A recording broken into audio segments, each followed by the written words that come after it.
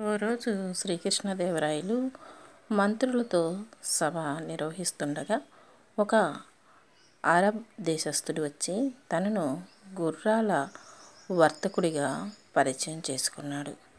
తన చేతిలో ఉన్న అందమైన అరేబియన్ గుర్రం బొమ్మను చూపించాడు ఆ వర్తకుడు.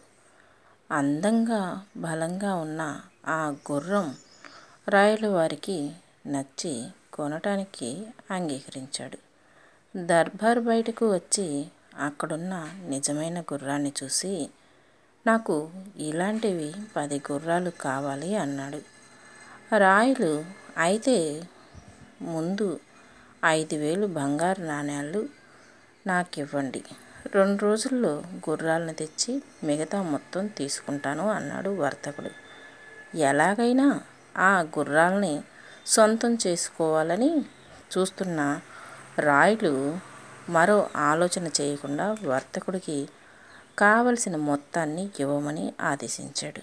2 వారాలు గడిచాక ఓ రోజు సాయంత్రం వ్యాహ్వాలికి వెళ్ళిన రాయులకి దూరంగా గుర్రం సకిలించటం వినిపించింది.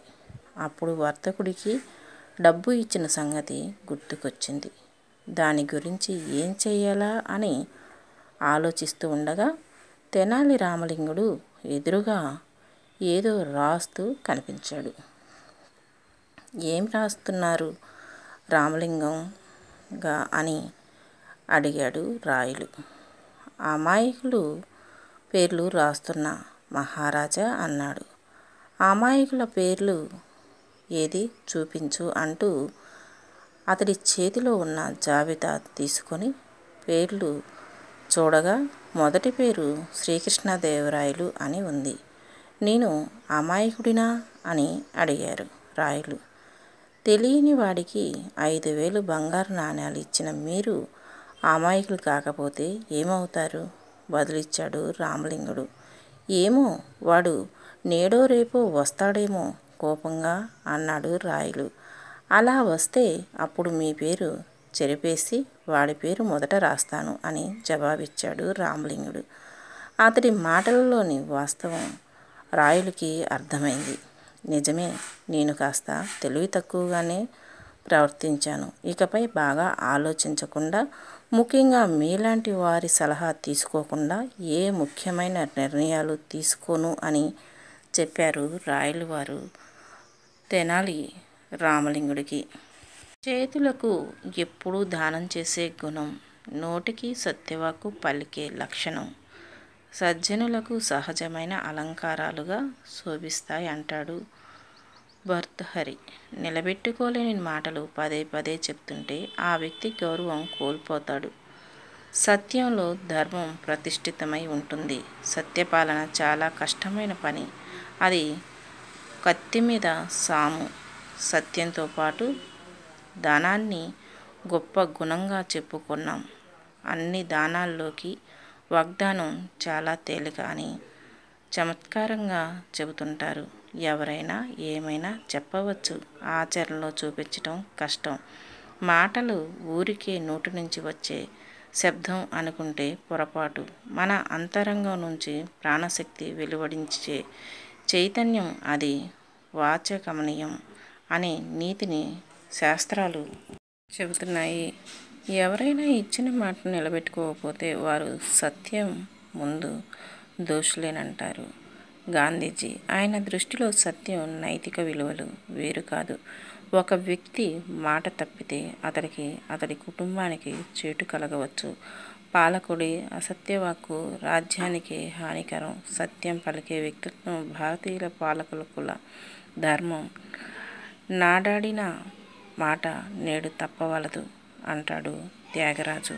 ఒక కీర్తనలో చెప్పవచ్చు, పనులు చేయుట కష్టమవు అని వేమన సూక్తి.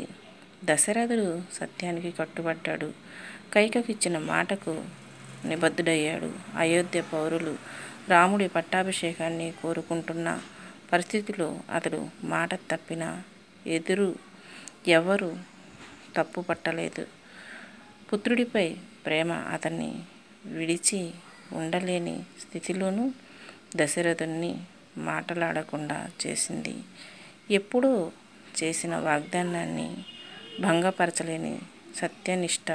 అందుకే రాముడితో కైక మాట వినవద్దని, అడవులకు వెళ్ళవద్దని ఆయన అనలేకపోయాడు.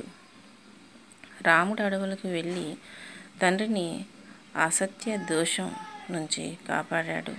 ఇంద్రలోకంలో ఒకసారి భూలోకంలో అసత్యం చెప్పని పాలకుడెవరైనా ఉన్నారా అని చర్చ జరిగితే హరిశ్చంద్రుడి పేరు చెప్పారు. వశిష్ఠుడితో వైరం ఉన్న విశ్వామిత్రుడు హరిశ్చంద్రుడితో అబద్ధం ఆడిస్తానని పందెం వేశాడు. తాను చేస్తున్న గొప్ప యాగానికి చాలా పెద్ద మొత్తంలో ధనం కావాలని అడిగితే దానశీలి అయిన హరిశ్చంద్రుడు ఇస్తానని వాగ్దానం చేశాడు.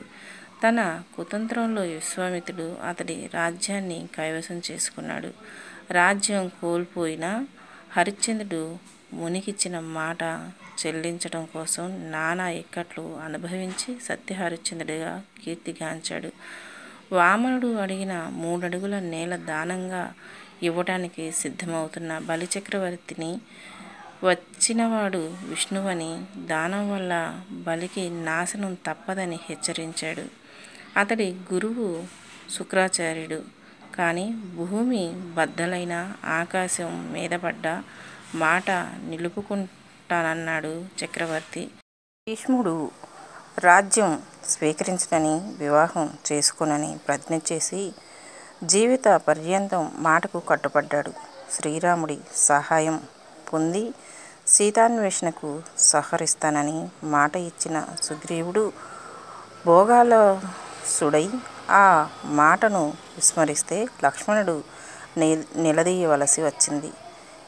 ఇలా పాలకులు ప్రజల మద్దతు అవసరమైనప్పుడు శుష్క వాగ్దానాలు చేయటం పరిపాటి అయిపోయింది.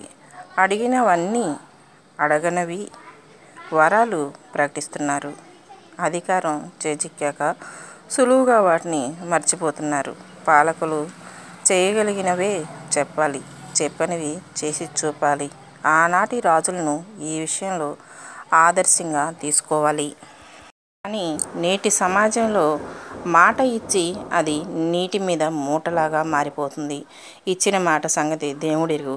కనీసం మేము అన్నాము అని కూడా ఒప్పుకోవట్లేదు. మాట దాటేయటం అంటే ప్రాణం తీసినంత పని అవుతుందని ఎవరూ గుర్తించలేరు. మాట నిలబెట్టుకునేటట్టయితే మాత్రమే ఇవ్వాలి. మాట నిలబెట్టుకోని సమయంలో ఆ మాట ఇవ్వనేకూడదు.